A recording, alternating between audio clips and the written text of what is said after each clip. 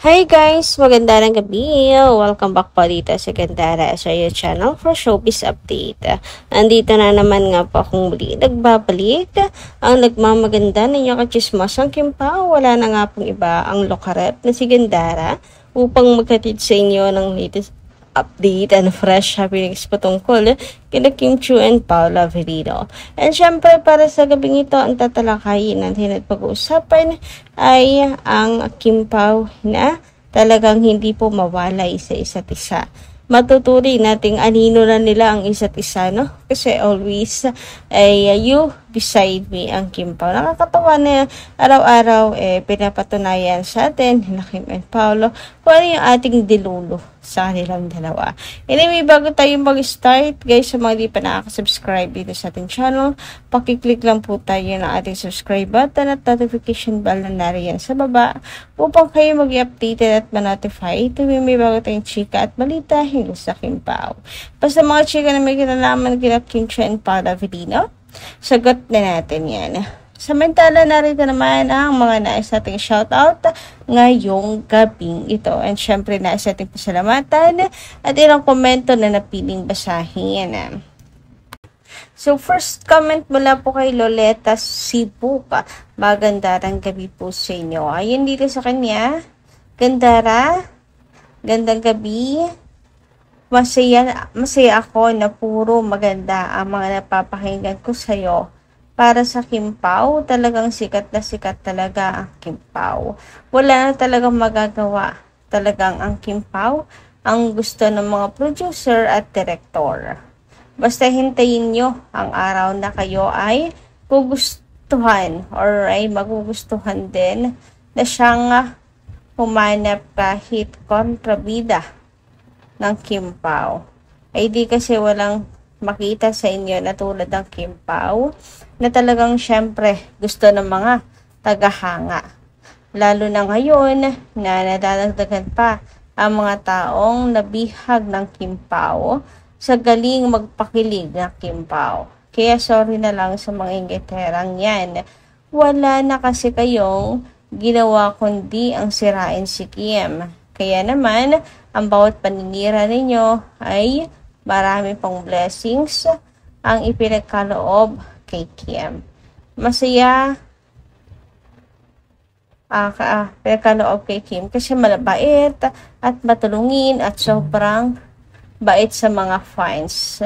Halos lahat ng fans ay binabate ng Kimpao. Pati mga bata ay Kimpao ang sinisigaw. Sa lakas ng chemistry talaga ng Kimpao. Kaya kayo, or kaya kung itatambal ang bawat isa sa iba, babagsak ang Kimpao. Kaya Pao at Kim, huwag na kayong papayag na itambal kayo sa iba. Manigas sila at huwag asahan na tatambal sa iba ang Kimpao. Nanalap ko sina Kim and Paolo para mga anak ko na ang turing ko sa kanila. Kaya pag meron ako nababasa na maganda tungkol sa Kimpao, nagdaramdam or nang hindi maganda sa Kimpao, nagdaramdam ako. Ako, ang Kimpao lang ang gusto ko. Ayoko sa iba. Sa totoo lang, Kimpao lang ako humanga sa sobra sa edad kong ito na 77 na ang Kimpao lang ang kaligayahan ko na nakakapagpaalis ng mga problema at sakit na nararamdaman ko. Yurayumay na labis na nagpapahirap sa akin. Operado na ako sa puso at doble ingat ako sa sarili ko. Kaya sa'yo lang ako nakikinig, Gandara. Sa'yo ko lang naririnig ang katotohanan at kakampi ka din naman sa pagtatanggol sa Kimpao. Sana naman ay mapili mong basahin ang aking mga comments sa'yo. Minsan nga, sala-sala na mga message ko sa iyo. Sensya ka na ha, matanda na at huwag na nating hayaan na maitambal sa iba ang bawat isa sa Kimpao. Kimpao lang dapat at wala nang iba. Maraming salamat. Ingat ka, Gandara. Palita din ang Kimpao. God bless. More blessings sa Kimpao. So, ayan. Huwag po kayong mag-alala. Nabasa na po natin yung comment ngayong gabing ito, madam. And marami po na ganyan din ang suliranin. Kaya as long as possible, ayun na natin ibalita. Kasi iba na stress nga. Alam naman natin na hindi siya mangyayari at hindi totoo, kaya iwas-iwas na rin ako na ganyang topic no? Para wala pong stress at syempre, para hindi po mawala sa mood yung ating mga viewers. We know naman na hindi siya mangyayari, wag na rin i-claim, wag na rin i-manifest pa, di ba? Anyway, sabi naman dito ni Annalyn Hiccup, magandang gabi, shoutout po sa inyo. Ayan dito po sa kanyang comment, yung mga director po ang mga naghahanap, mas gusto nila ang Kimpao.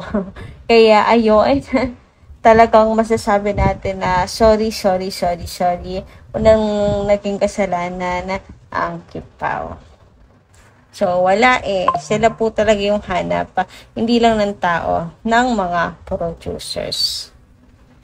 Samantala, ayon naman po dito kay Ma'am Edith Briton. Maganda na Madam Edith Briton. Shoutout po sa inyo. Sabi niya, wow, yung sa pic niyo po, jacket po ni Pao Yoy, nasuot ni Kim, magsasawa na po talaga sila.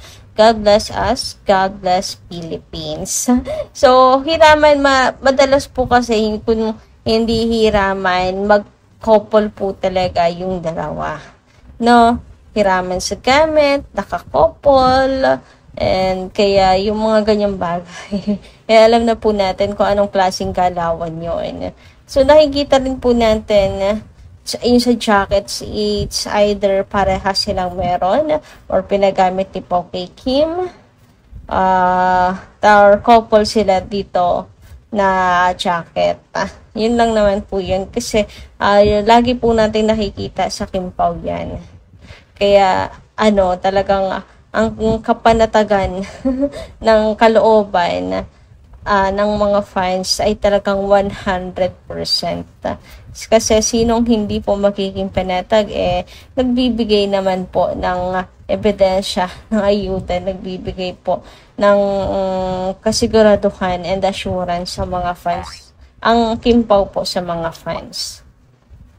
Anyway, speaking of Kimpao, so eto na nga po mga kakimpao, narito ang ating mainit at chika na kung saan ang Kimpao ay always you beside me. So ngayong Sunday, inabangan ng mga fans, of course, ang ganap sa ASAP kung ipapalabas po yung sa Vancouver at hindi naman po tayo nabigo doon. Katunayan yan, kahit po napanood na sa social media, yung iba, bunod po talaga sa Canada, eto, muli at nakaabang pa rin po sa wala pong kasawaan na pagdating po talaga sa Kimpao. Siyempre, ang mainit din pong pinag-uusapan ngayon, mainit kissing hot ni Paolo and Kimi. Siyempre, ang pagiging gym buddies nga po nitong Kimpao. Grabe, no? Fitness goal talaga sila Kim and Paolo. Isa yung nakakahanga sa kanila na despite of their schedule, pagka-busy, ay ito yung matuturing na banding na lamang po nilang dalawang. Hirap makahanap ng binding kapag full yung sked. So, buti na lang same po ng binding ang Kimpao. So, same po sila ng hilig ang pag-workout. Kaya ayun, nakakahanap sila ng time para mag-binding. And you beside me always naman po ang Kimpao, diba? Nakakatuwa kapag nag-aano po sila, nagwo-workout. So, madalas naman po, may pictures na ngayon, videos na ngayon ng Kimpao, unlike before talaga na medyo maidlap pa. So, pati po sa pagra-running or jogging, every Sunday yan naman po ang routine. Pero, bumisita tayo sa Pitik ni Pet, pero mukhang wala po ang Kimpao. Nasobrahan nga po ata sa dami ng sked. Kaya ayun, at walang Kimpao tayong nakita sa Ayala na nag-jogging. Pero okay lang, 'di ba? Kung may trabaho man or sadyang nag-rest po muna ang Kimpao, ang importante, alam naman natin, with or without evidences, magkasama po yung dalawa. Naghahanap ng way para magkasama po yung dalawa. And syempre, makapagpahinga kung sakali man na talagang spending time to rest with family ang Kim Pao ngayon. So, holiday naman. Anyway, hanggang dito lang po muna ating update. Maraming salamat po sa inyong pakikinig. Kita-kits po muli tayo sa susunod natin, chikas. Maraming po salamat.